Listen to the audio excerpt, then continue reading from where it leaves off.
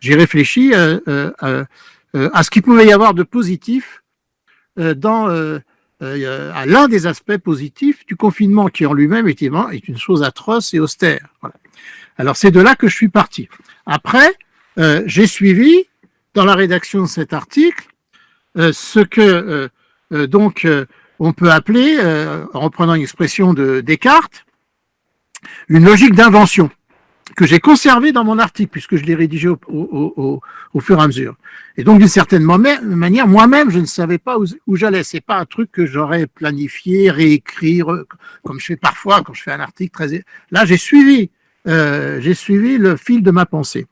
Et donc, après, quand j'ai décidé de m'en servir aujourd'hui, je l'ai relu et retravaillé pour voir comment, finalement, comment je procède moi, hein, c'est-à-dire j'ai réfléchi sur mon propre travail, voilà.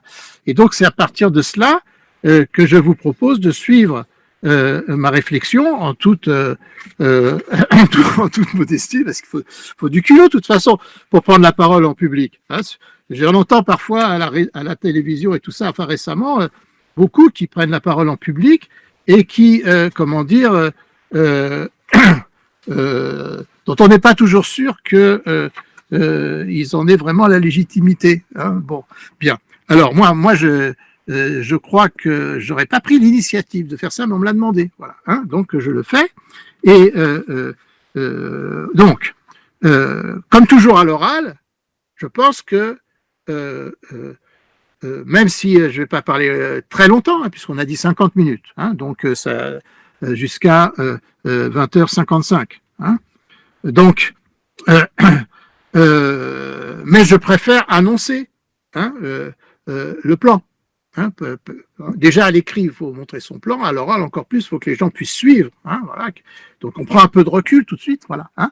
Et donc, je me suis aperçu que j'ai suivi une démarche en quelque sorte à reculons, comme ça, à partir de la situation de confinement et de mon expérience propre de ce confinement.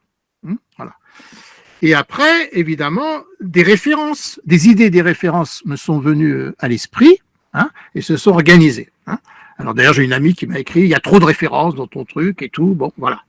Mais c'est pas fait pour être lu vite. Donc c'est pour ça que je me suis permis des références. En fait, j'ai calculé dans mes trois, ça fait en tout 2 pages et demie, hein, et il y a 15 références.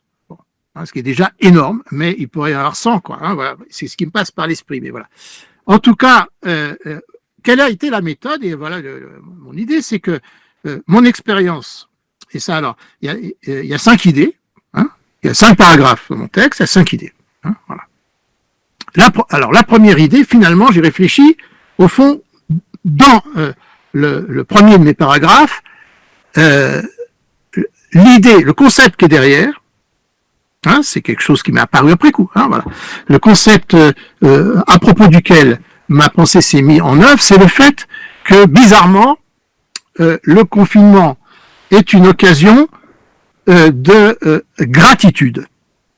Hein, j'ai mis un moment à trouver le mot et tout, alors je m'explique. Hein. Voilà.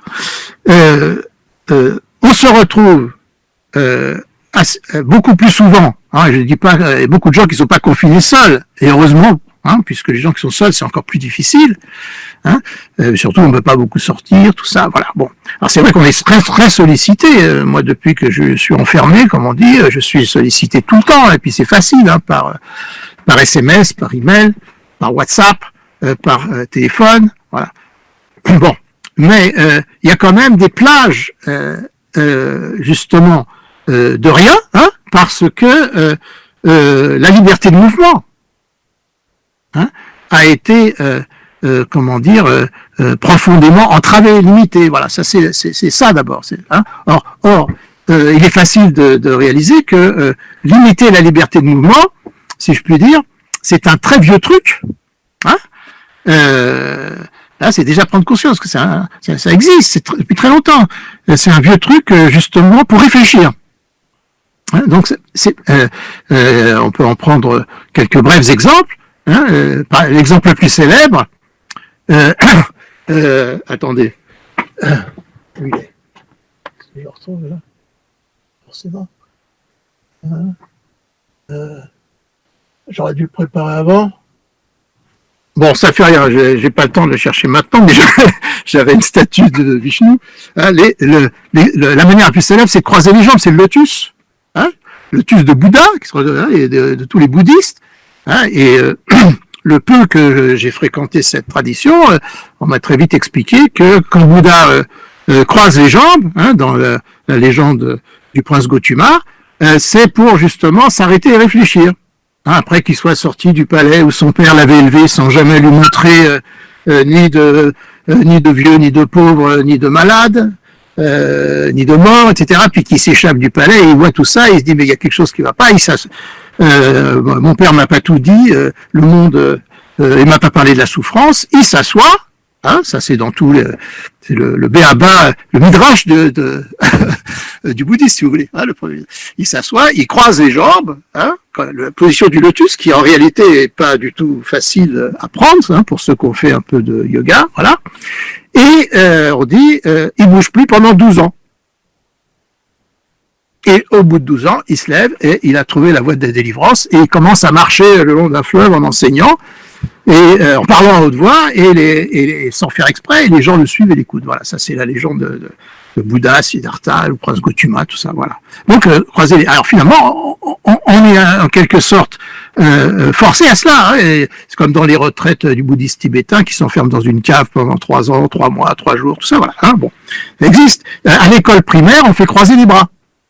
Hein, et l'autre jour, j'ai eu une image aussi, là, une image, parmi les innombrables images qui circulent sur Internet en ce moment, vous avez peut-être vu celle où on voit une maîtresse d'école avec un masque en train de faire cours à des enfants avec des masques, je crois que c'est en Corée, voilà, qui sont en avance. Hein, voilà.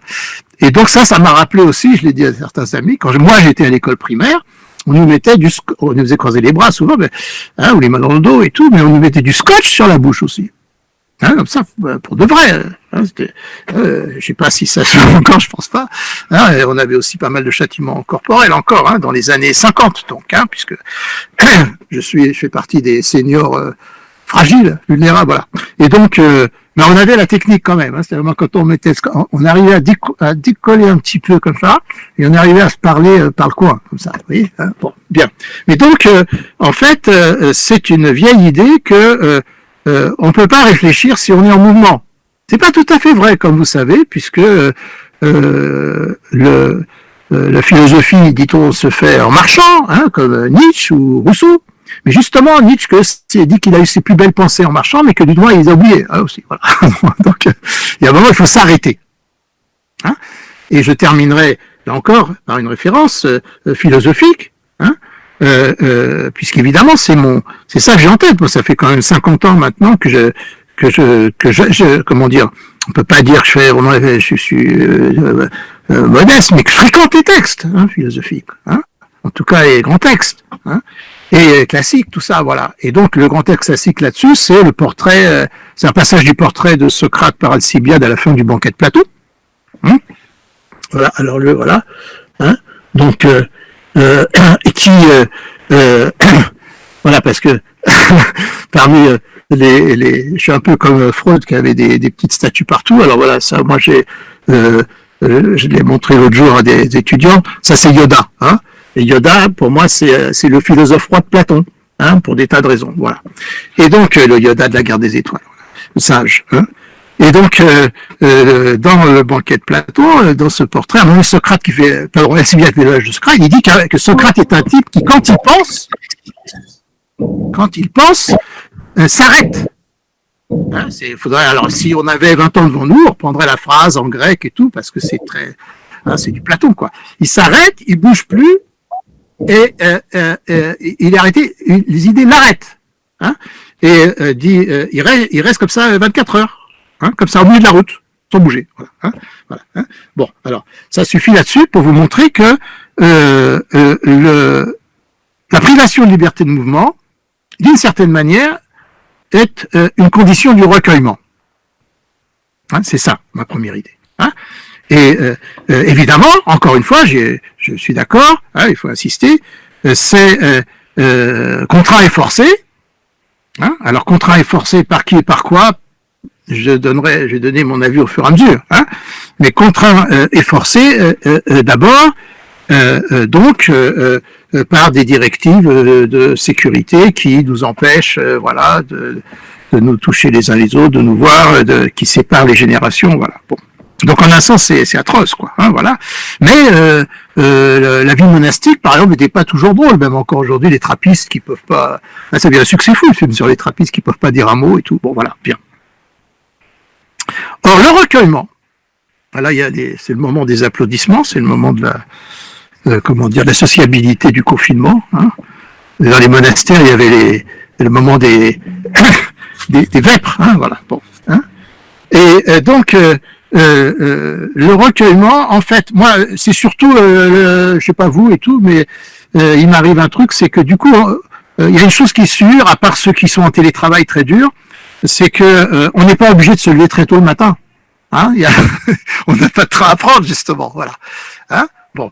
Alors déjà, de toute façon, les retraités, de ce point de vue-là, ont l'habitude de se lever un peu moins tôt, hein, mais là un peu plus. Et donc, on a le temps de réfléchir un peu au lit dans le calme, hein, voilà, en général, hein, si on n'est pas confiné avec des enfants jeunes. Et vous savez que les grands philosophes, comme justement Descartes ou Rousseau, travaillaient comme ça. Hein. Descartes avait pris l'habitude très jeune, comme beaucoup d'entre vous doivent savoir ça, comme il était maladif, enfant, il avait été dispensé de cours. Hein, et donc, aller au collège de la Flèche, en plus, comme il était bruyant, ça allait, et donc il se levait à 11h du matin. Hein.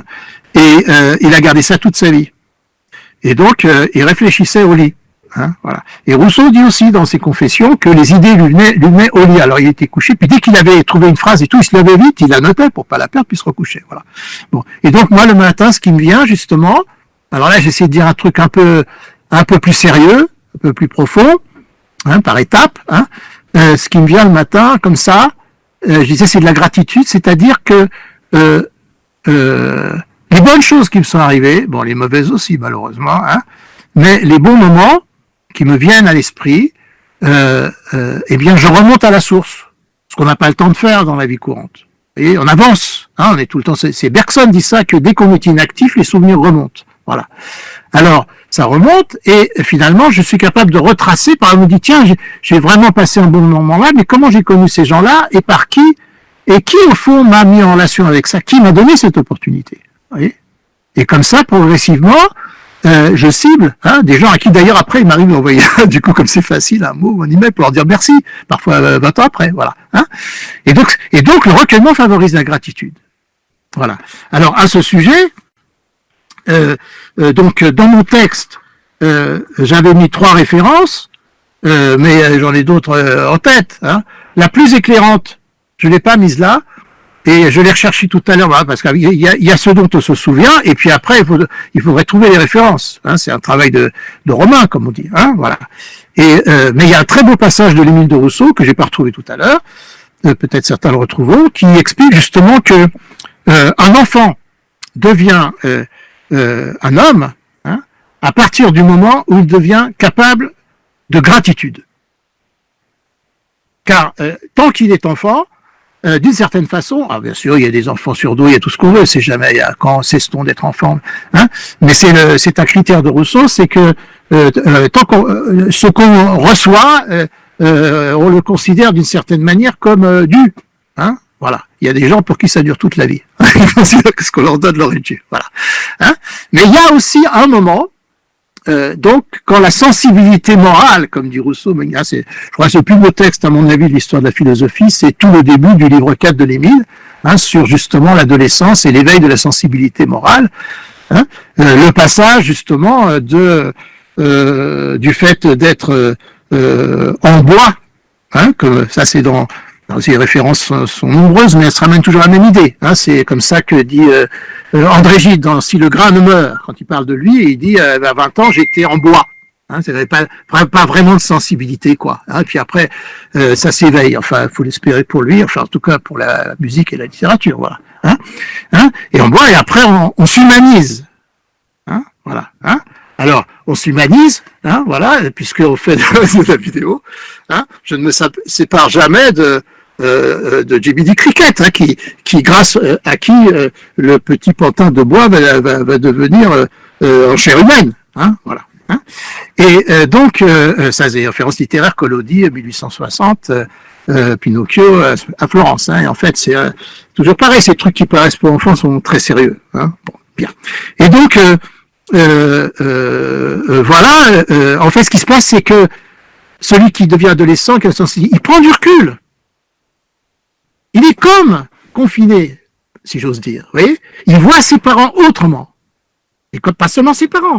Hein, en fait, à qui il doit quelque chose. Ah, et puis la vie passe, après on dit, mais en fait, il y a quelqu'un à qui je dois quelque chose et j'ai oublié d'en prendre conscience et de le remercier. Vous voyez, c'est toute la vie, ça. Hein, et c'est très important, mais finalement, c'est l'humanité même, la gratitude. Vous voyez, d'où l'expression, comme disait un de mes professeurs, rendre service. Hein, si on le rend, c'est qu'on l'a reçu. Hein, et on est d'abord débiteur, hein, puisqu'on existe grâce aux autres et par les autres, et après on rend. Hein, pensez, je sais pas moi, des références. Je donne beaucoup de références, mais pour que vous-même, ça en éveille un feu d'artifice. Hein, pensez, comment dire, qu'on l'aime ou qu'on l'aime pas, au petit livre d'Albert Cohen sur sa mère, hein, qui plaît beaucoup aux mères. Hein, où il se rend compte qu'il avait honte d'elle quand elle venait le voir à l'école parce qu'elle était habillée, comment dire, de manière traditionnelle, hein, et que lui, il voulait être bien moderne comme les autres. Voilà. Hein, bon, bien. Et puis après, il se rend compte, il y a la gratitude. Voilà, la gratitude. Voilà. Et ça, finalement, c'est ça qui nous arrive. Enfin, moi, je considère que c'est ce qui m'arrive de plus précieux, hein, dans ce confinement. Voilà. Hein. Et donc, c'est pourquoi, dans mon texte, là, j'avais donné 3 références très vite. D'abord, celle de Nietzsche. Je n'osais pas retrouver non plus la référence, mais trucs qui me sont restés. Hein, quand Nietzsche dit que on a beaucoup agi ces derniers siècles. Vous voyez, on prend de l'envergure. Hein, c'est plus juste comme ça notre expérience quotidienne. Hein. Et ces derniers siècles, chez Nietzsche, c'est un sens précis. Hein. Bon, c'est un philosophe. C'est probablement, enfin, je fais partie de ceux qui pensent que c'est probablement, malgré ces débordements de langage absensible, ça se dit, et parfois carrément pas correct, Nietzsche. Hein, voilà, bon, hein, les élèves de terminale qui découvrent certains textes peuvent être effrayés par le langage apparemment, je sais pas quoi, antisémite, raciste. Il y en a, bon, bien. Hein, fort en gueule, comme on dit, voilà. Mais enfin, quand il dit quelques siècles, il parle de la Renaissance. Hein, c'est-à-dire, ces derniers siècles, parce que pour lui, la Renaissance, c'est ce qu'il appelle le grand dégel, hein, comme un fleuve qui se dégèle, et donc avec des blocs et tout, enfin, et tout ça, on connaît ça par Rabelais, hein, avec un Panurge qui fait fondre des paroles gelées, voilà, tout se dégèle, voilà, mais alors du coup, on entre dans un monde de l'action, comme dit Rabelais, voilà, et du coup, peut-être que l'action précède la pensée, et alors Nietzsche, 400 ans après, il a dit, oh, hein, on a peut-être beaucoup agi et pas assez pensé. J'aime beaucoup cette pensée de Nietzsche. Alors lui, il se met à penser tout ce qu'il peut et c'est très précieux. Voilà. Bien. Je sais pas, là, j'ai pas eu le temps de lire. Quelqu'un m'a écrit quelque chose, faut le remettre. Hein. Bon. Mais voilà, c'est la gratitude. Et l'autre remarque que j'avais faite dans mon texte, pour ceux qui l'ont reçu ou qui le liront, que le reliront s'ils le veulent, voilà, c'était à Jean-Jacques Rousseau, donc aussi, mais dans ses rêveries, hein, où il se plaint que tous ses copains, l'encyclopédiste qui le taquinait et tout, comme il s'était retrouvé isolé, tout ça, disait c'est le méchant qui est seul. Hein, c'est Diderot. Alors Rousseau s'était vexé. Ses ennemis disent qu'il était paranoïaque et tout ça, mais en fait, il avait vraiment beaucoup d'ennuis. Hein. Voilà. Et donc, il dit, mais non, c'est pas vrai. Il explique, là aussi, dans un passage des rêveries que j'ai pas eu le temps d'aller chercher, qui est très très beau, que quand on est tout seul, justement, quand on voit arriver quelqu'un, on a envie d'entrer en relation, etc. Hein, et que finalement, l'isolement favorise la sociabilité, paradoxalement. Vous voyez, hein, contrairement à ce qu'on pourrait imaginer. Un paradoxe, très beau paradoxe, là, évidemment, comme, hein, bien sûr, Tournier avec et surtout Defoe, hein, voilà, hein, l'histoire de vendredi, hein, voilà, hein, bon, bien, repris avec Wilson, hein, dans, hein, justement, si vous suivez l'actualité, là, comment dire, comment définir la gratitude? Ben, je suis en train, hein, je viens de dire, la gratitude consiste, alors je redis de manière théorique puisqu'on me le demande, avant de prendre un dernier exemple, la gratitude consiste à prendre suffisamment de recul par rapport à un service ou un bien qu'on a reçu hein, pour prendre conscience de qui. Après tout, on peut y insister parce que c'est une idée tellement importante, ça m'est beaucoup arrivé de le développer. Mais qui finalement a comment dire fourni ce service au lieu de vouloir le service lui-même. Voilà. Donc du coup, j'ai perdu c'est pas très grave. J'ai perdu l'exemple que j'allais donner. Et donc, je continue de manière abstraite. Et donc, finalement, éprouver de la reconnaissance. Et le mot le dit, envers celui dont on s'aperçoit que ce qu'il a fait pour vous, il l'a fait librement et gratuitement. Donc, dans gratitude, il y a gratis. Donc la gratitude, c'est la prise de conscience de la gratuité en même temps, fondamentalement. Et particulièrement de l'acte gratuit de celui qui, directement ou indirectement, vous a fait du bien. Et donc, la conscience du fait que... oui, c'est ça, Crusoe. J'ai dit tout à l'heure Robinson et Vendredi. Oui, dans l'exemple. Et l'autre exemple, c'était évidemment Cast Out.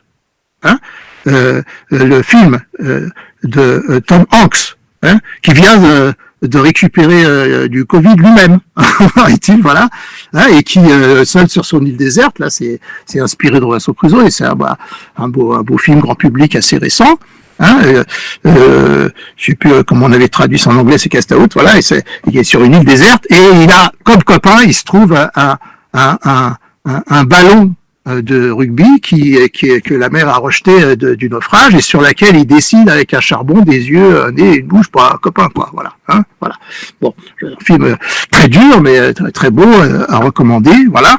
Et je sais plus d'ailleurs, Tom Hanks, mais ça, j'ai pu mémoriser, ça se retrouve, il vient de faire un geste très sympa, bienfaisant en Australie, enfin je sais plus. Voilà. Bon, mais on peut pas se perdre. Donc voilà, c'est ça la gratitude. D'ailleurs, au passage, évidemment, ça rejoint comment dire le côté pur, comme on dit, comme disait Marc Bloch, des traditions religieuses, puisque je me souviens il y a très longtemps, quand mon ami Gilles Bernin voulait expliquer le motzi, qui chez les chrétiens correspond aux bénédicités, c'est-à-dire que les gens qui veulent maintenir une vie rituelle font une bénédiction à leur manger, oui, il y en a une pour chaque instant, si on veut vraiment. Ça, c'était mon prof de Bible, Jean-Jacques Latte, qui disait que la pratique religieuse, si on met le petit doigt dedans, après on est pris jusqu'au coude. Forcément, ça peut être en permanence, voilà. Et donc, en principe, bien entendu, si on est optimiste, les gens qui se passent de vie rituelle, c'est parce qu'ils l'ont intériorisé. Bon. Et donc, que signifie justement cette bénédiction où on remercie donc le Seigneur de nous d'avoir fait pousser du pain, au moment où on va le manger.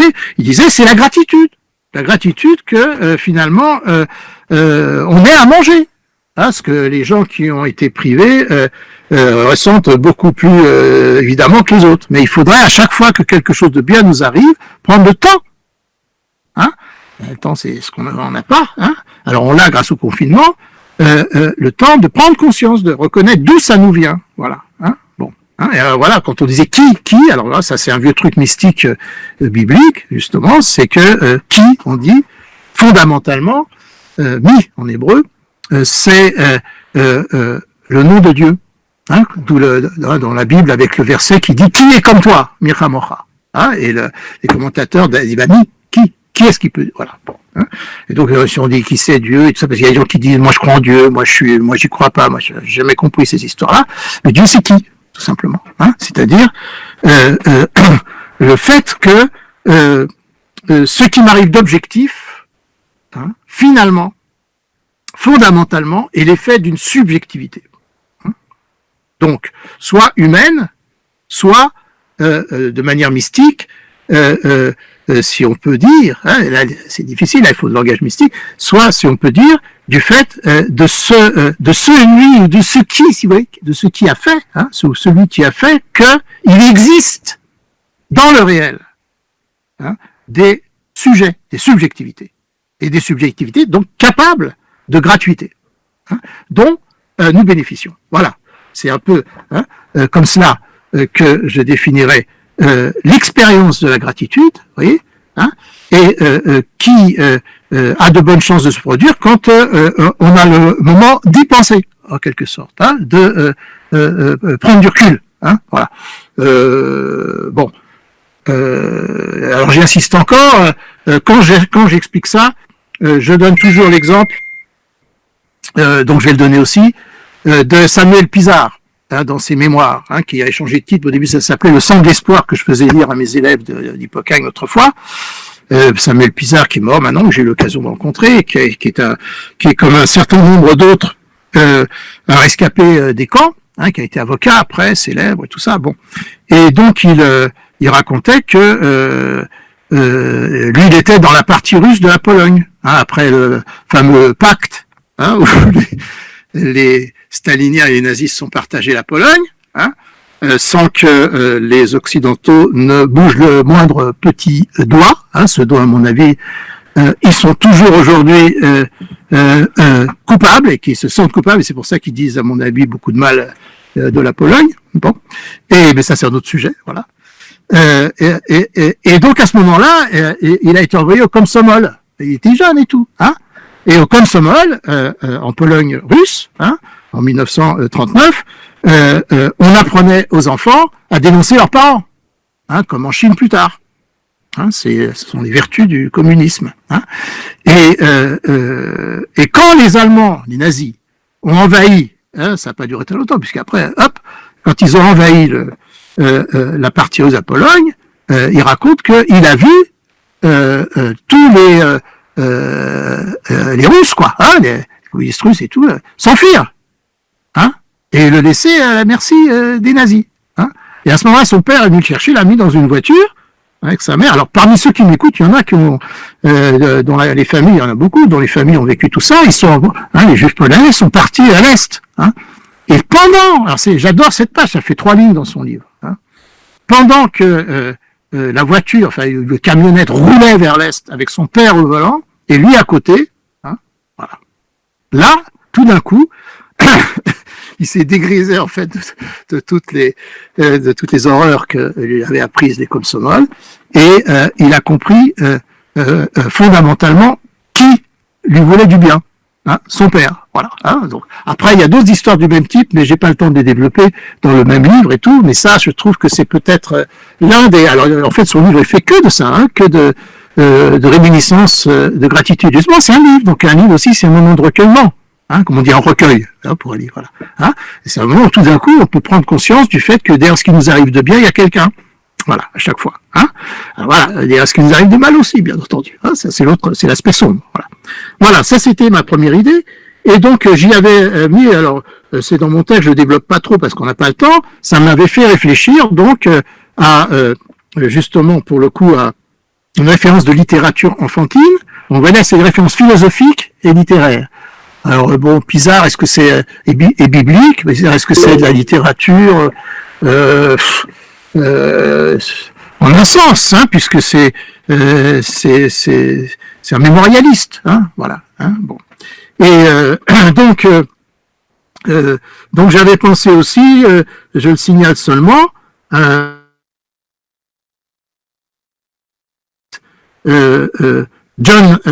Jonathan Livingston, le goéland, Seagull, dont un film a été tiré et qui est donc l'histoire bien connue dont on en a fait des films, des dessins animés, des livres et tout, avec un très grand succès.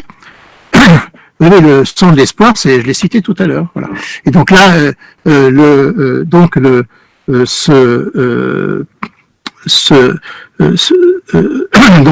cette petite nouvelle, on peut dire, a été écrite par un pilote de l'air américain, c'est intéressant, et traduite par un pilote de l'air aussi. Voilà.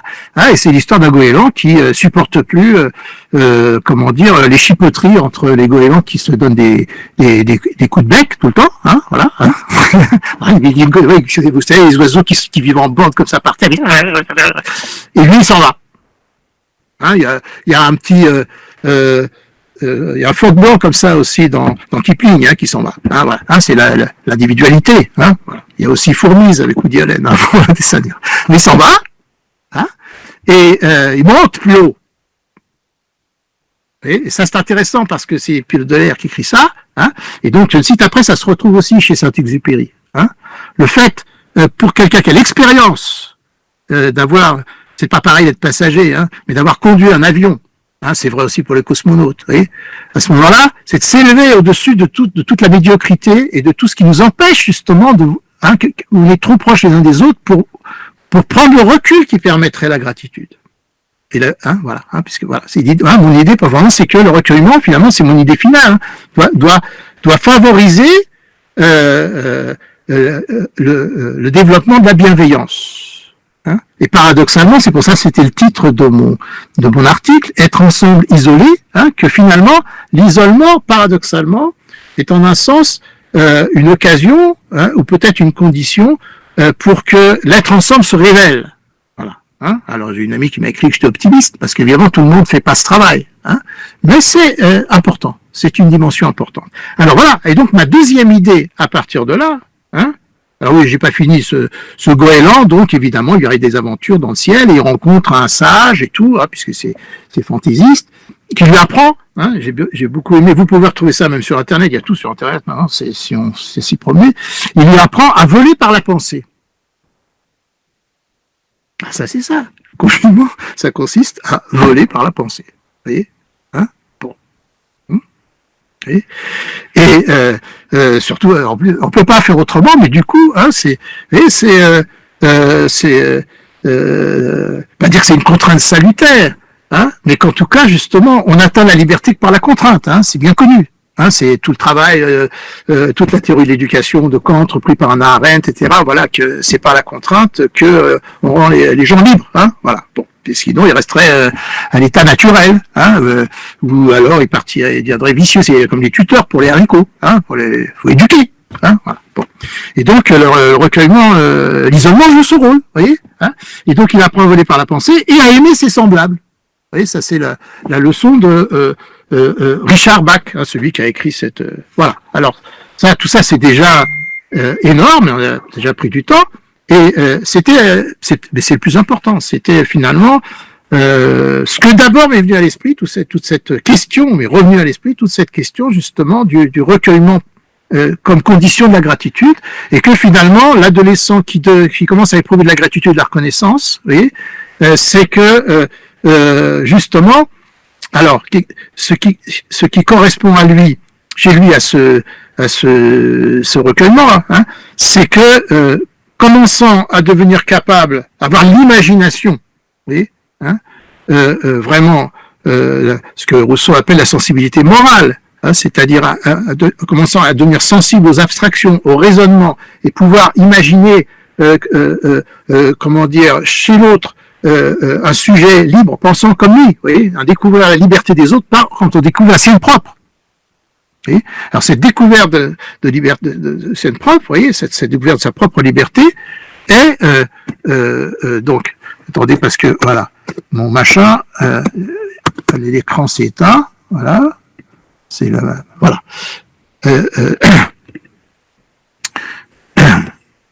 Alors voilà, maintenant ça. Voilà. Et ça fait une pause comme ça. Hein, voilà. Et alors, de quoi il s'agit, n'est-ce pas, finalement? Quel est le terme général qu'il y a derrière ce que j'appelle ce recueillement, ce confinement, cet isolement? En fait, c'est ma deuxième idée. C'est tout simplement, ça c'est un concept philosophique très important, c'est la distance. Et ce paradoxe fondamental, hein, bon, dans la littérature, dans la philosophie, mais aussi donc dans la Bible, hein, que la distance est la condition de l'alliance. Hein, il faut séparer pour unir. Hein, ça c'est le fameux paradoxe du terme berit, hein, l'alliance. Bon, les gens qui ont pas fait d'hébreu, ils connaissent le mot alliance, hein, avec un majuscule, parce qu'il a été répandu partout par le christianisme. Hein, mais l'ancienne alliance, la nouvelle alliance, etc., etc. Alliance en hébreu, c'est berit, et berit en hébreu, ça veut dire séparation. Hein, alors, par exemple, Marcel Beauchamp, l'exégète catholique, malheureusement, j'ai pas connu personnellement, c'est de ma faute, ça aussi, des trucs que je me rends compte. Il y a un tas de fois dans ma vie où des gens m'ont proposé de me présenter quelqu'un. Et Beauchamp, de son vivant, il est mort après. Hein. c'était Derzhansky, mon grand ami, on parlait comme ça dans la rue, il me dit si tu veux je t'emmène chez lui, parce que c'est son copain. Je lui dis on va pas comme ça aller chez les gens et tout, on verra quoi. On n'a rien vu du tout. Après, j'ai fait autre chose, il est mort et tout, je l'ai jamais vu. Voilà. Hein. Il y en a plein comme ça, je pourrais en citer. Voilà. Et il y a d'autres gens, au contraire, paf, je les ai vus, mais je les ai vus une fois. Hein. Il y en a un qui vient de mourir, là, Henri Weber, je racontais à des amis. Je l'ai croisé 100 fois dans ma vie, mais je l'ai vraiment vu qu'une fois, parce qu'une fois, vraiment, j'avais dîné chez lui, on est passé toute une soirée. Hein, et il m'avait dit plein de choses qui maintenant que j'écrirais peut-être, hein, ça serait bien pour sa famille et tout, c'était formidable. Mais après, j'ai passé à autre chose, puis lui aussi. Hein, voilà. Hein. Donc il ne faut pas manquer les occasions de rencontrer les gens. Vous voyez, hein. Et pour ça, évidemment, tout ça, c'est ce qu'on devrait apprendre tout jeune. Hein. Mais comme disait Dutronc, on nous cache tout, on nous dit rien. Comme tout le monde, j'ai beaucoup souffert, moi, des lacunes de mon éducation, même si mes parents, la République, tout ça et tout, et aussi un peu les institutions juives et tout, ont fait tout ce qu'ils ont pu, hein, mais c'était pas assez, mais je connais de la gratitude. Parce que, voilà. Bon. Alors, après, donc la distance, c'est ma deuxième grande idée.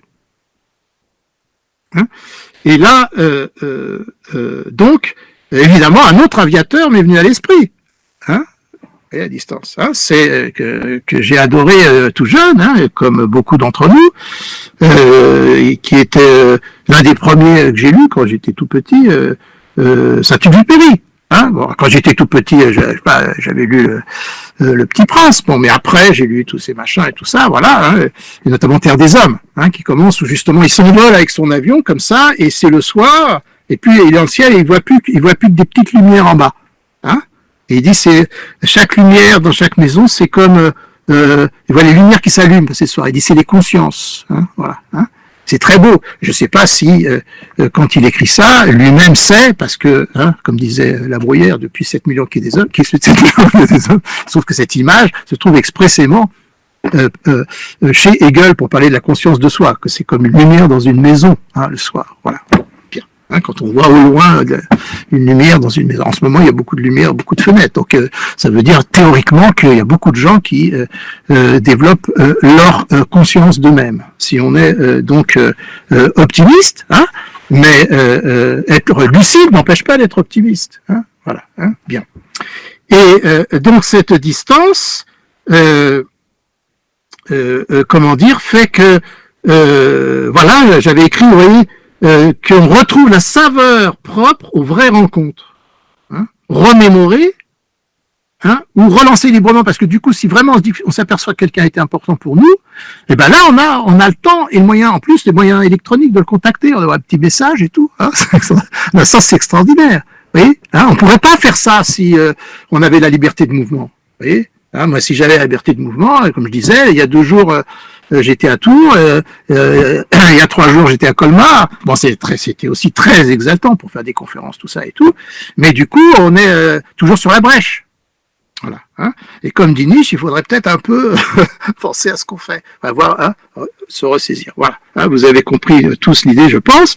Et alors, comment est-ce que ça m'avait amené à une référence à Sartre. Voilà. Qui avait fait scandale un petit peu à l'époque, enfin qui est très discutable et qui est très amusant, qui est comme toujours Sartre, qui a un côté provocateur, qui disait que nous n'avons jamais été aussi libres que sous l'occupation. Hein, c'est très connu, hein, il dit ça après la guerre. Hein, alors, les gens qui l'ont critiqué, justement, enfin, il y a des tas de choses à dire, on pourrait passer des heures là-dessus. Hein, mais parce que sous l'occupation, en principe, il était limpide de savoir où était le bien et le mal. Hein, quand vous avez des gens aujourd'hui qui vous disent on ne sait plus. Moi j'ai vu quand je travaillais à l'INRP, à pédagogie, il y avait une prof d'histoire, je ne dirais pas son nom, qui était venue nous dire on ne sait plus quoi enseigner, on ne sait plus où est le bien et où est le mal. Bon, c'est pas rassurant, hein, voilà. Hein. Mais alors ça, dit voilà, sous l'occupation. Bon, en réalité, c'est pas si simple, parce que je vois sous l'occupation, il y a beaucoup de gens qui étaient un peu perdus, comme on sait. Hein. Bon, bien. Mais enfin, l'image est belle. Hein. Et pourquoi cette référence m'est venue à l'esprit? Hein, parce que justement, moi aussi, paradoxalement, je trouve que nous n'avons jamais été aussi ensemble, hein, que sous la contrainte de l'isolement forcé. Oui, voilà, il y a quelqu'un qui vient d'écrire que ça a pas. C'est un peu injuste. Attention, hein, il y a quelqu'un qui m'a écrit en conversation privée, là, mais réservez peut-être vos remarques pour après, puisqu'on va avoir un moment de débat, pour dire que Sartre aurait pu faire de la résistance. C'est compliqué, Sartre, hein.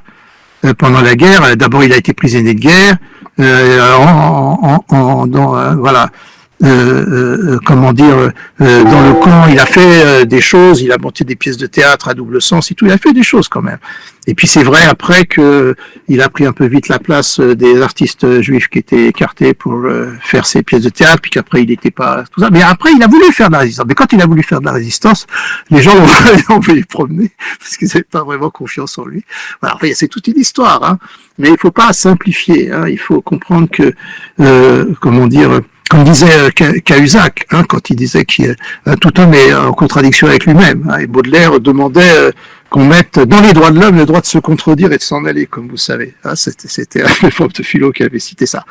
Hein, ça ne veut pas dire qu'il faut passer l'éponge sur tout, hein, il y a des limites, voilà. Hein, mais ça ne veut pas dire qu'il faut non plus enfermer les gens dans leurs manquements, ou hein, il faut voir ce qu'ils ont essayé ou réussi de faire. Hein, voilà. Hein, et puis surtout, c'est très difficile, et moi-même, faut s'y entraîner. Quand on voit que quelque chose ne va pas ou quelqu'un fait pas ce qu'il faut, et ben il faut se dire pourquoi je suis pas à sa place. Hein, bon, hein, voilà, c'est-à-dire, si on n'est pas content d'un politicien, hein, quand il dit un politique, ça va pas, ce qu'il fait, il ment, il se contredit et tout, ben pourquoi celui qui dit n'est pas allé lui, hein, voilà, hein, et à ce moment c'est un peu lourd à porter ça, hein. Voilà. Et puis on peut pas tout faire, comme on dit. Hein, voilà. Ça rend ça calme. Activer le micro. Oui. Quelqu'un qui a activé son micro. Discipline vos propres armées. Ferme le micro. Merci. Voilà. Alors, voilà la deuxième idée. Hein, c'est que finalement, l'isolement nous rassemble parce que il nous donne de la distance. Et donc, il nous permet de prendre conscience de la qualité subjective de nos semblables. Voilà. Alors, il faut avancer. Hein, il est déjà 32, je m'arrête à 50, hein, 55. Hein, voilà. Il y a encore 3 idées, hein, en remontant toujours. Hein, voilà. Je me suis aperçu après, mais c'est normal puisque même sans être, j'ai connu des gens beaucoup plus cérébraux que moi, infiniment. Mais enfin, comme ça fait 50 ans que je fais ça, finalement, mon esprit travaille de manière organisée. Mais sans que, hein, ça c'était l'une des premières leçons à l'époque que je faisais quand j'étais tout jeune. J'ai touché à d'autres trucs, j'ai fait un peu de yoga, et le prof de yoga, quand on faisait du hatha yoga, on était tordu dans des postures assez difficiles, de temps en temps, il passait avec humour en disant, rappelez-vous que Patanjali a dit que le yoga, c'est l'organisation des idées dans la pensée. Hein, que toutes ces postures sont faites, en fait, là encore, pour favoriser, pour préparer au jnana yoga, c'est-à-dire, en fait, que le yoga, c'est cérébral, c'est pas physique. Hein, mais ça passe par tout le corps, voilà. Bien. Et comme disait Alain, qui disait que tout l'art commence par l'expression corporelle et la danse et tout avant d'arriver à la poésie. Hein, bon, bien. Et donc ma troisième idée.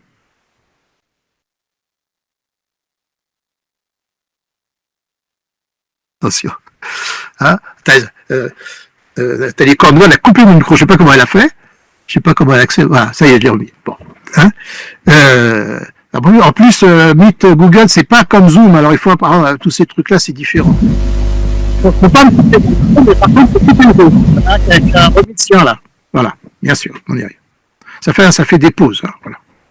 Donc, je disais, ma troisième idée, c'est l'idée négative.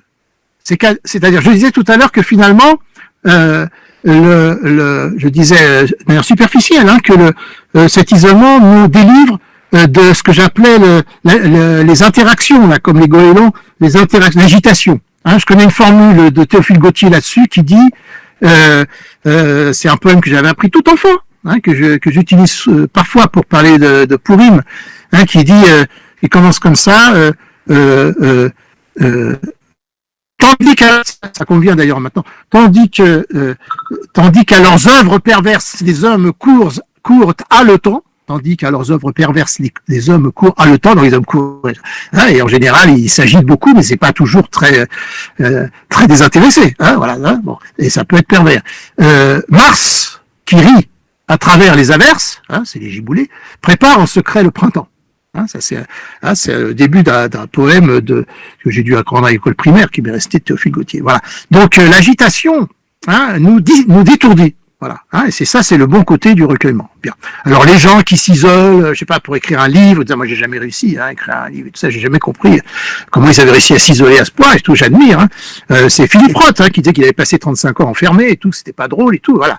Ils savent ce que c'est que finalement le confinement. Hein, voilà, il y a beaucoup de gens en fait qui étaient prédisposés et tout, hein, mais ceux qui courent dans tous les sens et qui voient beaucoup de gens, enfin, ils savent pas, hein, voilà, et ils risquent d'être étourdis, voilà.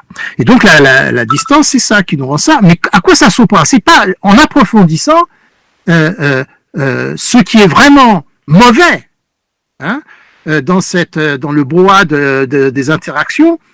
C'est pas l'agitation, c'est beaucoup plus que ça. Le concept plus fort, hein, qui est donc le milieu de mon propos, la troisième idée, c'est la foule. Hein, et là, on quitte les références littéraires et philosophiques, enfin à peine. Hein, on peut commencer par une référence, je crois que c'est la première que je donnais. Là aussi, la première qui m'est venue à l'esprit.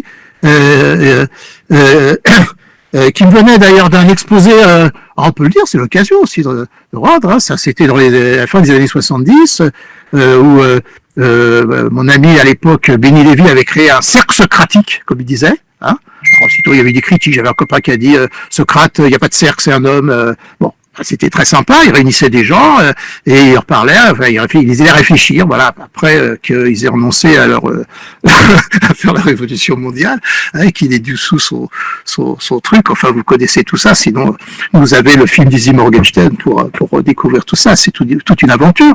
Et donc, dans son sac aussi, il avait fait un exposé sur Georges Bataille, en rappelant que Georges Bataille et ses copains, là, Léris et tout, ils avaient inventé le concept de foule acéphale. Hein, il avait parlé toute une soirée de ça, et le mot est resté, c'est très beau. Hein, sans tête, hein, la foule n'a pas de tête. Alors précisément, ce dont on a besoin justement pour prendre la distance, pour se recueillir et pour éprouver de la gratitude, c'est d'une tête. Hein. Dans la foule, il n'y a pas de tête, et c'est pour ça que, donc, référence philosophique, Bataille, c'est pas exactement c'est un essayiste, on peut dire, hein, mais c'est quand même finalement quelqu'un qui a beaucoup écrit, qui a beaucoup réfléchi, qui était souvent très lucide. Hein, c'est l'un des rares qui avait compris tout de suite ce que signifiait le nazisme, des 34, il n'y en a pas 36, hein, il y en a quelques-uns, tout ça, il y a un numéro de Philosophie Magazine là-dessus, qui cite les réactions des intellectuels dans les années 30, et on voit l'aveuglement de la plupart des gens qu'on connaît, et comment quelques-uns seulement rarement, hein, comme Georges Bataille ou Lévinas, et quelques autres, ont compris ce qui se passait, hein, très vite. Bon, Bataille était un type très lucide, et donc il avait la hantise de la foule, hein, et cette hantise, justement, c'était, alors si on remonte maintenant un peu en arrière, c'est la fameuse formule de Kierkegaard, la foule c'est le mal. Hein, là encore, il faudra chercher la référence et tout, Kierkegaard ça fait 30 volumes, et donc, mais c'est très parlant, hein, parce que justement, la foule est acéphale, c'est-à-dire que la foule est dans l'étourderie totale. Hein. Bon, ça renverrait bien entendu au Vaudor, hein, bon, mais plus près de nous, hein, j'avais cité moi un livre que j'avais trouvé formidable, qui était un livre à mon frère, je crois, que j'avais trouvé et que j'avais lu, hein, puisque parfois, bon, souvent mon petit frère avait des livres intéressants que j'avais pas. Hein, bon, moi j'en ai donné, mais je lui en ai piqué d'autres. Et donc c'est la psychologie des foules, hein, de Gustave Le Bon. Là, on n'est plus dans la philosophie ni la littérature, on est dans les sciences sociales. Hein. Et c'est un livre extraordinaire. Alors dans mon texte, je vais pas le reprendre. J'avais j'avais pris quelques citations que vous pouvez trouver sur Internet de ce livre, hein, où il décrit justement le fait que les foules ne connaissent que les sentiments simples et extrêmes. Hein, voilà, il n'y a aucune réflexion. Voilà. Donc c'est très dangereux. Et où en plus, ce qui est très beau, c'est qu'il fait le rapport entre les foules médiévales, si on peut dire, hein, c'est-à-dire le millénarisme, tout ça, les guerres de religion, tout ça, même médiéval, hein, sans parler du XVIe siècle et tout, et puis les mouvements de foule modernes, il écrit à la fin du XIXe siècle, hein, et il y a déjà eu un tas de problèmes avec ça, hein, au moment des révolutions, et il peut pas, enfin, il peut pressentir, hein, comme Nietzsche l'a pressenti, que ça va se développer au XXe siècle. Hein, voilà. Et donc on a ça. Alors, notamment, surtout, ça m'est venu aussitôt après à l'esprit, avec les essais de Freud sur la psychologie collective. Hein. On va pas s'étendre aussi. Alors voilà. Donc tout à l'heure, on avait Yoda. Donc, et puis vous avez vu Jiminy Cricket, mais comment dire, j'ai mon superviseur aussi, hein, que j'ai ramené de que j'ai pas Freud quand même, toujours à portée de la main, et qui me surveille, hein, il fait la supervision de ce que je dis, même si j'ai jamais eu la chance d'être psychanalysé, et que j'ai ramené de son merveilleux musée à Londres, hein, voilà, hein, où lui-même avait eu finalement le bon sens de se replier quand ses amis l'y ont invité, alors qu'il se rendait pas compte, bien qu'il ait beaucoup parlé du danger des foules, hein, de l'aveuglement, du charisme du chef, etc., et de tout ce qui va avec. Hein, vous connaissez l'anecdote terrible, c'est que il s'était paradoxalement réjoui des autodafés. Hein, bien sûr, en lamentant, où tous les livres étaient brûlés, dont les siens en Allemagne, en disant, bah au moins maintenant, c'est les livres qui brûlent, hein, pas les gens. Hein, comme à l'époque de l'Inquisition, hein, n'est-ce pas? Voilà. Bon, hein, parce que Freud était curieusement, alors qu'il pouvait être très sombre et tout, et il finalement, vous voyez, je me mets dans son sillage. Il était en même temps très optimiste, hein, un peu trop. Hein, voilà, hein, il voulait pas partir d'Autriche. Il a fallu qu'on le pousse un peu et tout, et toute sa famille, ses sœurs et tout, ont été massacrées, comme on sait. Hein, faut pas oublier ça. Et donc, la foule, c'est le mal. Voilà. Bon. Et alors après, comme disait une amie, il faudrait chercher justement qu'est-ce qui meut, hein, quelles sont les causes et tout, qu'il faut qu'à un moment donné, ces grandes foules mortifères, hein, livrent l'espace à la pulsion mort, comme a dit Freud. Voilà, hein. Mais c'est pas notre sujet, ça c'est trop. Hein. Par contre, ça nous amène à ma quatrième idée, avant-dernière, hein. Alors, c'est le centre, en fait. Hein, vous voyez, c'est que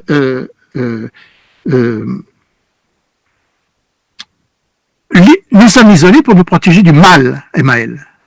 Hein, vous voyez. Alors, le mal, qu'est-ce que le mal et tout, hein.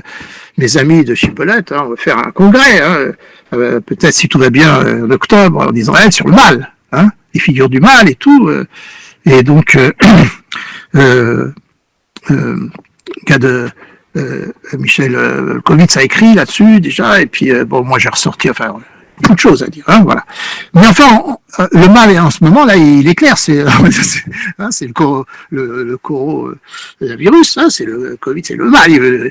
Bon, lui, comment dire, il nous veut aucun mal, hein, il veut juste se reproduire, comme on dit, hein, voilà, hein. Et donc, il y aurait des choses à dire là-dessus aussi, mais c'est pas le moment. Ce serait trop long.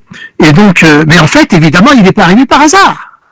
Hein, bien sûr, il y a toujours eu des épidémies, etc., etc. Bon, enfin là, justement, c'est spécial. Hein, il y a plusieurs raisons, comme on sait. On va pas passer. Je vais pas faire maintenant. Ça sera un exposé en nous-mêmes sur les causes de la pandémie. Hein. Mais enfin, tout le monde est d'accord sur le fait que c'est d'abord l'abus de la promiscuité avec les animaux sauvages et la déforestation, donc il y a une sorte d'hubris, d'avidité, voilà, hein, et puis que cela n'est pas été enrayé par les dirigeants. Il y a une négligence politique, voilà, on y vient. Hein. À mon avis, le centre ici, il est politique, hein, voilà. Hein, et je vais essayer de vous le montrer. Hein, et que les causes de cette pandémie sont liées d'une part à laxisme, paradoxalement, de la tyrannie chinoise, hein, qui aurait dû depuis longtemps fermer ses marchés à bestiaux, et aussi peut-être sécuriser ses labos. Bon, bien. Hein. Donc ça, c'est du laxisme. Et paradoxalement, hein, comme un Arendt déjà et beaucoup d'autres après l'ont dit, de l'État SS, hein, comme dans le livre Behemoth, là, dont l'auteur m'échappe dans l'instant, l'État SS, c'était le bazar, hein, c'était informe, c'était pas du tout un État organisé, comme on croit. Hein, et c'est pareil pour tout ce qui est tyrannique, est en même temps informe, flottant, pas structuré, et donc irresponsable, déjà. Hein. Et ensuite, la deuxième cause, comme on sait, maintenant, c'est l'absence de liberté d'expression. Qui est le problème justement des régimes autoritaires quels qu'ils soient, et qui est une spécialité, hein, des régimes communistes depuis 1918, puisque je lisais cet après-midi la biographie d'Emma Goldman, l'anarchiste américaine, la compagne de Bergman, quand elle est arrivée à Saint-Pétersbourg pour faire la révolution russe, et qu'elle a entendu un bolchevique lui dire que la liberté d'expression c'était bourgeois. Elle est repartie. C'était fini, voilà. Et c'est de là que date l'hostilité radicale des anarchistes à l'égard des communistes, qui date en fait de 1918.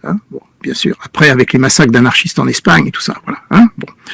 Et faut rappeler à ce sujet que mai 68 était beaucoup plus dans son état d'esprit anarchiste que communiste, même si certains croient ou l'ont vécu comme étant un événement, ce que détestaient avant tout les gens en mai 68, c'était le Parti communiste, quoi. Faut pas oublier. Bon, voilà, bien. Et aussi, les trotskistes. Voilà, je rappelais tout à l'heure à un ami que moi, en mai 68, où j'avais 17 ans et tout, j'étais un peu écervelé et tout, mais j'épousais de ces causes généreuses, je me suis fait passer à tabac par des trotskistes. Voilà. Ça n'empêche pas ma sympathie pour Henri Weber, qui après avait changé de point de vue aussi. Les trotskistes, ils n'étaient pas du tout favorables à mai 68. Bon. Les maoïstes encore moins. Bon. Autre sujet. Par contre, justement, qu'est-ce qu'il y a de politique ici, dans le confinement?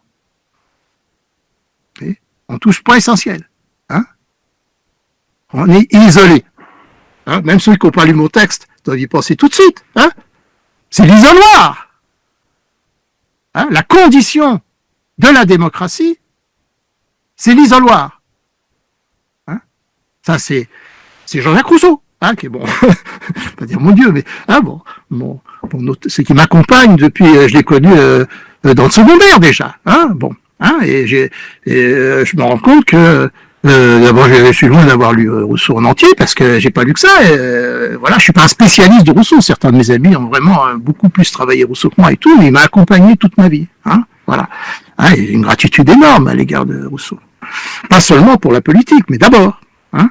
Et donc l'isoloir qui, comme vous savez, alors ça c'était Dominique Régnier, mon ami à Sciences Po, une fois qu'il a fait une conférence pour expliquer que l'isoloir, il a été introduit en France au début, peut-être certains d'entre vous ne savent pas ça, au début des années 1900, mais en fait par la droite, justement pour que les ouvriers qui allaient voter réfléchissent avant de voter à l'intérêt immédiat de leur famille, au lieu de s'emballer pour le grand soir et à l'époque comment ça s'appelait, le syndicaliste révolutionnaire, des années 1905 et tout ça, voilà, que Clémenceau, comme vous savez, avait fermement combattu.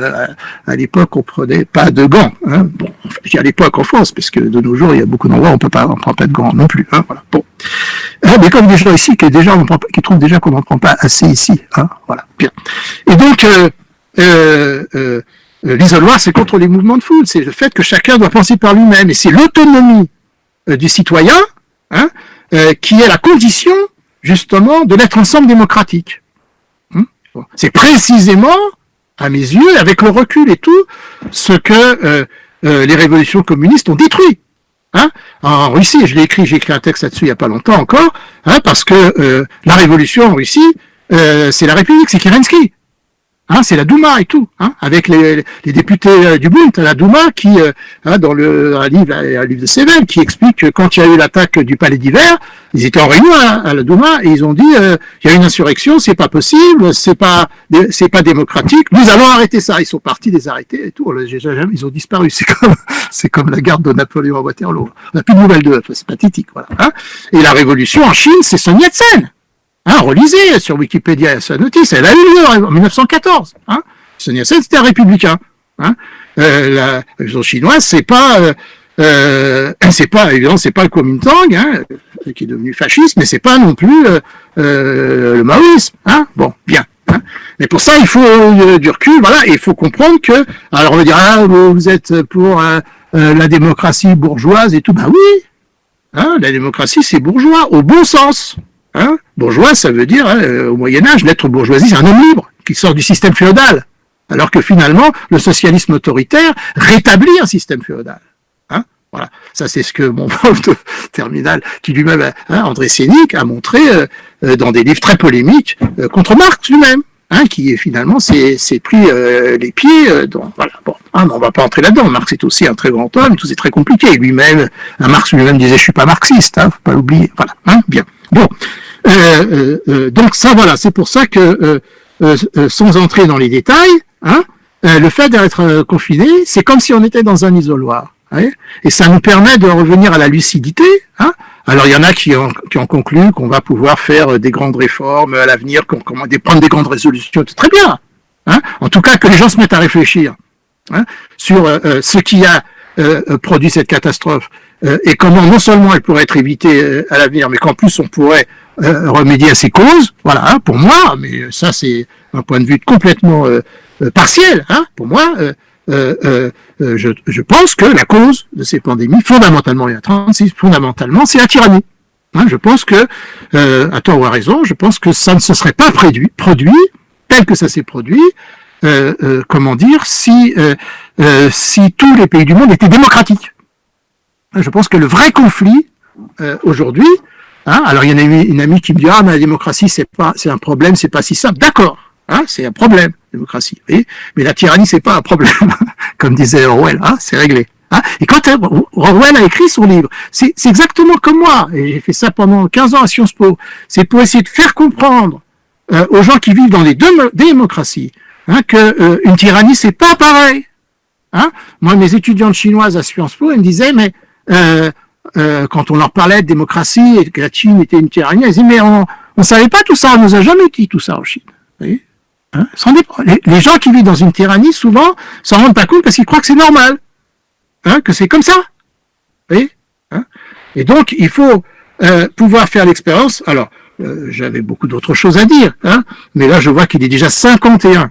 Alors, je devais m'arrêter à 50. Donc, je n'insiste pas là-dessus. La formule que j'avais dit, c'était donc cette quatrième idée. Que je parlais de l'être ensemble démocrate de citoyens égaux, attentifs les uns aux autres, soucieux d'être éclairés et informés. Voilà, ce qui fait le citoyen, c'est l'éducation, c'est la pratique participative, dont Joël Zask, ma belle-sœur, a beaucoup parlé. Voilà, c'est la participation avec Dewey et tout ça, le pragmatisme américain, sa participation, c'est l'éducation, c'est l'information et donc c'est la liberté d'expression. C'est-à-dire tout ce qui manque en Chine où il y a des millions de gens dans les camps de concentration. Bon, bien. Et donc c'est ça, à mon avis, le problème fondamental. Il ne faut pas se laisser obnubiler par la crise sanitaire. Elle est un signe. Elle est proprement, puisqu'on a eu Pessard il n'y a pas longtemps, et j'en avais parlé, elle est proprement une sorte d'actualité des plaies d'Égypte. Et il y en a d'autres. Vous voyez, les plaies d'Égypte dans la Bible, c'est le signe que finalement on est aux prises avec des régimes tyranniques, et que il va falloir d'une manière ou d'une autre s'en sortir. C'est la sortie d'Égypte. Voilà. Alors ça m'amène à ma conclusion, qui était ma cinquième idée. Cinquième idée sur laquelle déjà j'aurais pu faire toute une conférence, mais je m'adapte. Je devais faire 50 minutes, je déborde un petit peu. J'ai encore 2 minutes, mais pour ceux que ça amuse, samedi j'ai participé comme ça à un truc sur Zoom où j'ai parlé 5 minutes, et le lundi d'avant j'ai fait un cours pour des étudiants pendant 6 heures, donc je m'adapte. J'ai l'habitude de dire que mon grand-père était marchand de tissus qui vendait à la découpe. Voilà. Alors je conclus. Ma cinquième idée, c'était une référence biblique pour conclure, et pas par hasard, parce que ma conviction, c'est que la pensée biblique, telle qu'elle a donné source à ce qu'il y a de meilleur dans le judaïsme, dans le christianisme, dans l'islam et dans la pensée des Lumières, la pensée biblique est une pensée, je dirais, des conditions spirituelles de la démocratie. Je ne vais pas développer ça maintenant, c'est mon idée. Ça me vient en partie justement d'Alexandre Dzerzhinsky, mon grand ami décédé, qui disait que la cité juive antique était une théopolis et non pas du tout une théocratie. Voilà. Parce que faut pas confondre, la démocratie, c'est pas un régime politique. L'Angleterre est une démocratie. C'est Rousseau qui l'explique très clairement. Chapitre 6 du livre 2 du contrat social. La démocratie, c'est une constitution au sens fort. Hein, c'est le fait que tous les citoyens soient égaux devant la loi. Bon, bien. Et qu'ils fassent la loi eux-mêmes. Bon, voilà, c'est ça. Et donc, dans la Bible, ce qui se rapporte à ça, c'est Exode 2:11. Hein, que je ne vais pas développer, qui est un verset extraordinaire, et qui dit que Moïse, hein, celui dont Katia Baum, la grande traductrice du Yiddish, disait l'autre jour dans une autre réunion Zoom qu'il avait été 3 fois confiné. Hein, vous voyez, d'abord sa mère l'avait caché, hein, comme un enfant caché, voilà. Après il est dans son panier, et après il est chez le Pharaon. Voilà. Et à un moment donné, il sort, quand il grandit. Et quand il grandit, hein, verset 11, hein, Moïse grandit, et il alla vers ses frères. Hein, et Léon Ashkenazi, hein, qui est l'un des penseurs juifs français, des expressions françaises contemporaines, hein, disait que, qui est le maître qui était le prof de mon prof, disait que j'ai écouté lui-même souvent, hein, l'exégèse toute simple, il disait que la Bible est déductive. Hein, il faut lire Moïse grandit, hein, c'est-à-dire qu'il alla vers ses frères, ou donc il alla vers ses frères. Il sort hein, c'est-à-dire que grandir, c'est grandir en dignité, comme dit, parce que le verset d'avant, on avait dit qu'il avait grandi déjà. Hein, alors Rachid dit avant, il grandissait de la taille, mais là, il grandit de la dignité. Il grandit, devient grand, Gedoula en hébreu, et la Gedoula en hébreu, justement, c'est la bienveillance. Hein, grandir, c'est devenir bienveillant. Et pour cela, d'une certaine manière, il faut en quelque sorte avoir pris du recul. Hein. Et par conséquent, ma conclusion, c'est que s'il y a quelque chose de bon dans le côté austère, le côté atroce aussi de ce confinement, quand même, puisqu'il sépare les grands-parents des petits-enfants. Hein, vous voyez, ça ressemble exactement à ce que faisait le Pharaon quand il mettait à mort les petits-enfants, hein, qu'il faut séparer les parents des enfants. Tous les régimes dictatoriaux font ça, hein, voilà. Et là, en ce moment, il faut être clair, c'est pas notre président et ses ministres et tout qui patauchent qui le font, c'est le gouvernement chinois. Hein. Bon, je m'expose un peu en disant ça, je vais peut-être me faire assassiner, mais si j'étais en Chine, je pourrais pas le dire déjà. Voilà, bien. Et donc, pour terminer, j'espère, voilà, que cette épreuve, hein, que nous vivons, hein, où on est justement serré là, comme les Hébreux à la sortie d'Égypte, chacun chez soi avec la mort qui passe dans la rue. Hein, voilà, certains m'ont fait remarquer que j'avais fait quelque chose il a indiqué quelque chose sur les livre d'Esther. J'ai pas le temps de le reprendre maintenant, hein, mais peut-être j'y reviendrai. Hein, il y a beaucoup d'allusions bibliques à ce genre de situation au fond, hein, voilà, hein, parce que la Bible nous parle de l'actualité toujours. Hein, c'est ça sa force. Hein, voilà. Ouais, elle n'a pas été écrite en un jour. Hein, voilà. Et donc, puis cette épreuve, j'avais écrit aviver le goût de la fraternité. De la lucidité, hein, d'abord, d'abord qu'on ait de la gratitude envers les autres, que ça nous rende lucides, hein, et donc ça nous donne le sens de la mesure, de la justice. Hein, et j'appelais ça les seuls vrais boucliers de notre commune vulnérabilité, hein, puisque le Covid-19 nous fait sentir notre vulnérabilité. Oui, vulnérabilité, c'était le défi des vulnérables. Hein, c'était le titre du livre de Pierre Rosenberg autrefois sur les, ceux qui ont connu Charles V, Charles V, hein, la fac, hein, sur les romantiques anglais. Hein, voilà. Hein, nous sommes vulnérables, il faut s'en rappeler, et cette vulnérabilité peut nous conduire à la gratitude, donc à la fraternité, donc à la lucidité, donc donc à la responsabilité, hein, et par conséquent à la justice. Hein, sous toutes ses formes. Je m'arrête là car il est moins 2. Oui, merci Claude. Oui. Alors là, c'est Vladimir reprend le. Je ne reprends pas. Si tu prends le débat. Hein, je ne sais pas comment on va faire le débat parce qu'il est d'usage dans nos cafés philo. D'habitude, j'ai une conclusion, mais là, j'étais interrompu trop souvent, donc je ne peux pas faire. Il y avait trop d'idées pour que je puisse faire une synthèse. Les 5 idées. Hein, les 5 idées que vous aurez. Je récapitule. Gratitude, distance, voilà. La foule, l'isoloir et la grandeur qui est la bienveillance. Voilà. J'ai promis d'arrêter de remédier, mettons qu'on nous octroie encore un quart d'heure. Cependant, il est d'usage qu'on fasse un tour de table. Je voudrais que quelques personnes prennent la parole, qui disent ce qu'ils ont sur le cœur, et puis ensuite, bon, d'habitude, on va faire comme ça. Donc moi je dis plus rien parce que j'ai parlé 50 minutes. On va plutôt avec s'exprime. si les gens ont des choses, parce qu'il y a quand même beaucoup d'idées, et beaucoup d'idées de toutes sortes, et qui ont été annoncées, qui laissent à réfléchir, et disons que il faudrait, pour moi c'est une expérience de ces cafés philo comme ça à distance, et donc il faudrait que je pense comment on les restructurer, et je demanderai les gens ensuite par écrit de donner des idées, qu'est-ce qu'ils attendent de ces gens de rencontre. Mais ça, je dirais à la fin, est-ce que quelqu'un veut prendre la parole, qui lève les doigts, on lui donnera la parole. Voilà. Est-ce qu'il y a Sabine ou quelqu'un qui est aux manettes? Alors, quelqu'un souhaite... Allez-y, Madame Michel, allumez votre... Oui, vous m'entendez? Très bien, allez-y. Alors, donc, bravo pour tous ces développements. Je suis tout à fait d'accord avec cet aspect de prendre du recul par l'isolement. Mais cependant, je pense que le premier aspect, c'est d'être seul pour faire son examen de conscience en quelque sorte, c'est très bien. Mais le fait de n'être pas en contact avec les autres, de ne pas se réunir pour célébrer cette fraternité, pour être ensemble, pour partager, ça nous manque quand même. La preuve, c'est qu'il y a cette réunion ce soir et où nous débattons à une 60aine de personnes, nous allons parler là, et c'est ça qui nous manque. Donc, vivement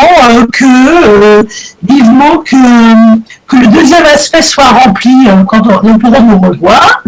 Et ce qui manque, c'est le fait de... Bon, il y a deux aspects, c'est l'aspect intérieur, donc, et cet aspect extérieur qui manque. Aller au dehors pour faire du sport, pour marcher. Une heure par jour. Voilà. Donc, je laisse peut-être rebondir d'autres personnes. Je m'arrête là. Je souhaite que d'autres personnes interviennent avant que moi je donne la parole à d'autres. Est-ce que quelqu'un d'autre souhaite, Monsieur Milner, je crois? Oui, mais je voulais juste... Max. Oui, je voulais juste dire que, après avoir cité la phrase de Sartre, à propos « Nous n'avons jamais été aussi libres », il y a une phrase qu'il a dite aussi dans les années 51, c'était « Toute personne qui critique l'Union soviétique et le communisme est un chien ». Alors, c'est connu, bon. Alors, je voulais aussi, à propos de la foule, parce que ça m'a particulièrement intéressé, dans les années 70... C'est le chien de Lévinas. Alors, à propos de Lévinas, on va parler de Lévinas dans 15 jours, voilà. Je voulais juste dire que j'avais été intéressé donc par cette affaire de la foule. C'est que j'avais vu un film assez extraordinaire dans les années 70. Je crois que c'était La psychologie des foules à propos des livres de Wilhelm Reich. Oui. Alors on voyait là-dedans dans ce film le Mussolini, on voyait Staline, Hitler, Mao Tse-tung. Et les images qui étaient projetées sur écran étaient absolument terrifiantes parce qu'on voyait vraiment des gens qui pleuraient, et chacun dans son parti, dans son pays, d'une manière qui se laissait aller à comme si c'était vraiment des divinités, ces gens-là. Voilà, et ça m'avait touché que des communistes aillent jusqu'à diviniser une personnalité. Bon, Max, pas trop long pour que... C'est terminé. J'ai simplement pour dire, il y avait une émission sur la classe ouvrière où, à la télévision, on verrait tout ça d'une façon très détaillée, mais ça pourrait faire c'est pas l'objet de ce soir, mais ça mérite quand même une grande réflexion. Voilà. D'autres personnes, quelqu'un d'autre de prendre la parole? Oui, il y a quelqu'un là, qui est Michel Zibert, qui demande qui repose la question, est-ce que l'isolement favorise l'éveil spirituel? Bah oui. Oui, parce que justement, on est moins distrait. C'est pas une condition suffisante, mais c'est une condition peut-être nécessaire par moment. Elle est nécessaire, mais elle n'est pas suffisante. Voilà. Il faudrait savoir ce qui manque pour compléter et pour enrichir cet isolement.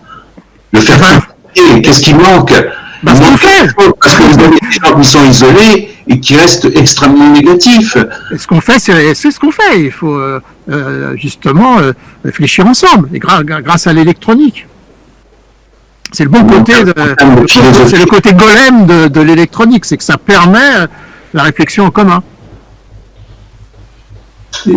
il y a d'autres questions. Est-ce que pour continuer le tour de table, disons que je pense que je voudrais que les gens m'envoient leurs suggestions pour mieux organiser ce genre de séance, pour que les gens ne sortent pas frustrés de la séance parce que tout le monde doit pouvoir s'exprimer. Donc, y a-t-il... on me demandera, les celles qui vont, je vais vraisemblablement à tous vous envoyer des idées. Vous pourrez aussi faire les commentaires. Je pense que Marc, ça part après une vidéo qui vous sera transmise. Et ensuite... Attends, parce que pendant que tu parles, il y a des gens qui communiquent par texto. Voilà, c'est ça. Tout le monde va leur texto. Tu appuies sur qui communique par texte. Donc, j'ai vu ça, mais il faut répondre quand même, non? Alors, vas-y. Non, je ne peux pas répondre à tout. Hein, mais... Par exemple, celui qui craint que, justement, on aille vers un régime de surveillance. Bon, évidemment, c'est un risque réel, hein, comment dire, cela favorise l'habitude, hein, comme on a dit, n'est-ce pas, que le dépistage et tout pouvait favoriser l'intrusion dans la vie privée. Il y a des gens qui se sont alarmés de ça. C'est justement tout le travail de l'autonomie démocratique, hein, de faire en sorte qu'on puisse recourir aux besoins nécessaires, hein, sans pour autant être aliéné par eux. C'est un petit peu, si vous voulez, une comparaison très simple, c'est la guerre. Hein. Il y a des moments, le pacifisme peut être une ignominie. Et donc, il y a des moments où il faut faire la guerre, donc il faut avoir une armée. Hein. Il y a des gilets jaunes qui demandaient la suppression de l'armée. Hein. Il faut apprendre à se battre, il faut savoir se défendre, hein, sans pour autant devenir agressif.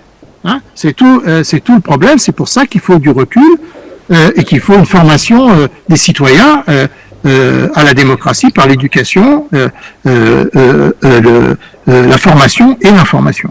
Voilà. Et que ça commence justement par la formation, par l'autonomie de l'individu. Hein.